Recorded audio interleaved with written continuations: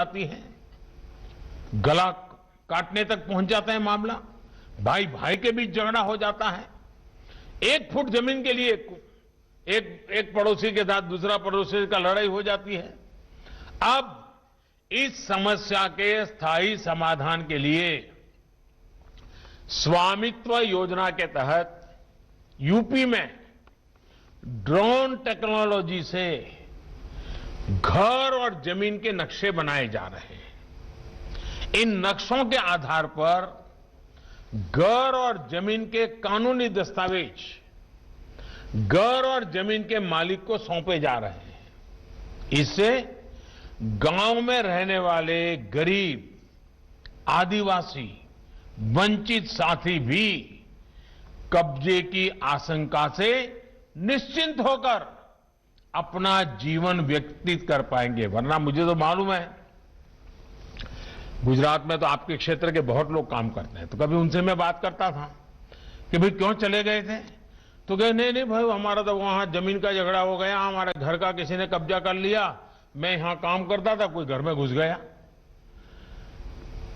अब ये कागज मिलने के बाद ये सारे संकटों से आप मुक्त हो जाएंगे। यही नहीं, जरूरत पड़ने पर गांव के अपने घर के जो दस्तावेज हैं, जो कागज है, उससे अगर आपको कर्ज लेने की जरूरत पड़ी, बैंक से लोन लेने की जरूरत पड़ी, तो अब आप उसके हकदार बन जाएंगे। आप जा सकते हैं, कागज दिखा करके बैंक से लोन ले सकते हैं। साथियों, आज सबका साथ, सबका विकास, सबका विश्वास, ये मंत्र देश के हर हिस्से, हर नागरिक के विश्वास का मंत्र बन चुका है। आज देश के हर जन, हर क्षेत्र को लग रहा है कि उस तक सरकार पहुंच रही है और वो भी देश के विकास में भागीदार है। हमारे जनजातीय क्षेत्रों में भी आज ये आत्मविश्वास में भली भांति उसमें एक नई ताकत आई है और मैं इसको देख पा रहा हूं। आदिवासी अंचलों में मूल सुविधाएं तो आज पहुंच ही रही है, बल्कि इन क्षेत्रों के लिए विशेष योजनाओं के तहत भी काम किया जा रहा है। जनजातीय युवाओं की शिक्षा के लिए देश में सैकड़ों नए एकलव्य मॉडल आवासीय स्कूल स्वीकृत किए गए हैं। इसमें हमारे आदिवासी इलाकों के बच्चों को हॉस्टल की सुविधा उपलब्ध होगी। इसमें से अनेक स्कूल यूपी में भी खुल रहे हैं। कोशिश ये है कि हर आदिवासी बाहुल्य ब्लॉक तक इस व्यवस्था को पहुंचाया जाए। पढ़ाई के साथ साथ कमाई की संभावनाएं भी तलाशी जा रही हैं। वन उपजों की ज्यादा कीमत आदिवासी साथियों को मिले, इसके लिए 1250 वन धन केंद्र पूरे देश में खोले जा चुके हैं। इनके माध्यम से सैकड़ों करोड़ रुपए का कारोबार भी किया गया है।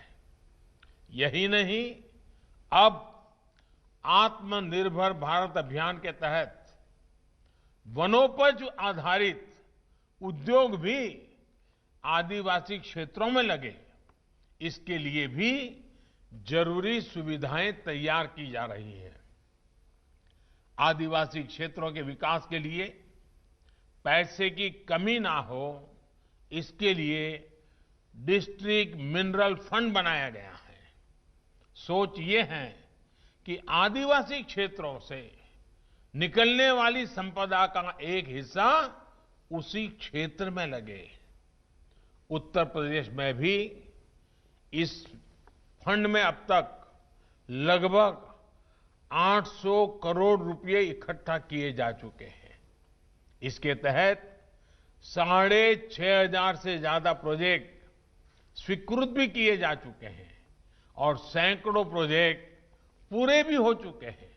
साथियों, ऐसे ही काम आज भारत के आत्मविश्वास को प्रतिदिन बढ़ा रहे हैं।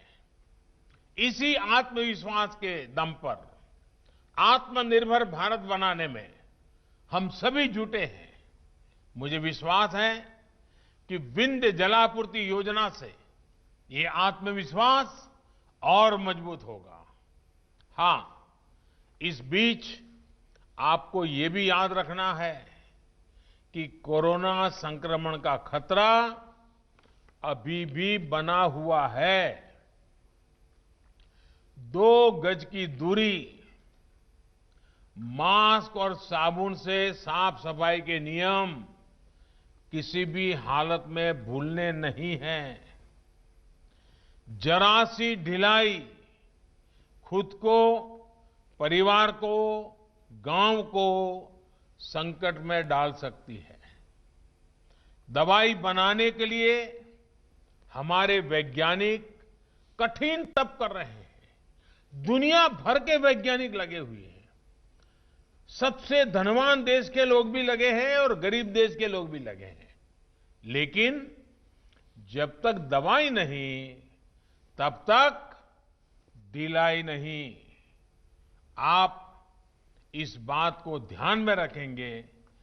इसी विश्वास के साथ आपका बहुत बहुत धन्यवाद और बहुत बहुत शुभकामनाएं।